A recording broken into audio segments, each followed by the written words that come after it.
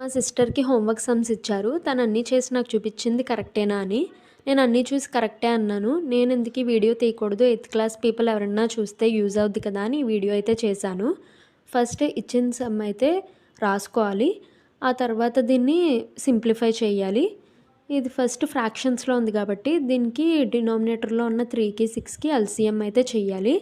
డినామినేటర్‌లో 3, 6 ఏ టేబుల్‌లో పోద్దో చూసుకోవాలి. 3 టేబుల్‌లో పోద్ది కాబట్టి 3 1 జార్ 3, 3 2 జార్ 6. 3కి 1కి 2కి మల్టిప్లై చేస్తే ఆన్సర్ 6 వచ్చింది. 3 2 జార్ 6 కాబట్టి అలా 6 వచ్చింది. ఇప్పుడు డినామినేటర్‌లో 3, 6 ఎన్ని టైమ్స్ పోతుందో చూసుకోవాలి. 3 2 జార్ 6 కాబట్టి 2 వేసుకుంటాం. ఇంటూ ఆ న్యూమరేటర్లో 2ని యాజ్ ఇట్ ఈజ్ ఇక్కడ రాసుకోవాలి. ప్లస్ 6 టేబుల్లో 6 ఎన్ని టైమ్స్ పోతుంది? 1 టైమ్. ఇంటూ న్యూమరేటర్లో 4 రాసుకోవాలి. ఆ తర్వాత డినామినేటర్లో 6 యాజ్ ఇట్ ఈజ్ దించేసుకోవాలి. 2 2 జార్ 4 ప్లస్ 4 1 జార్ 4.